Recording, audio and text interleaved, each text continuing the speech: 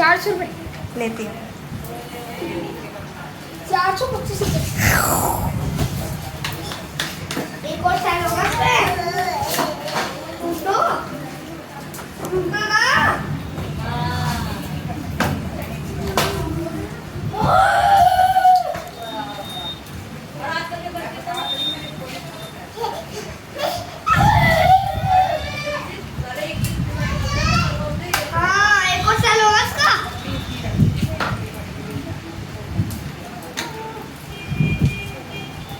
बस करो, हट उसके आगे से।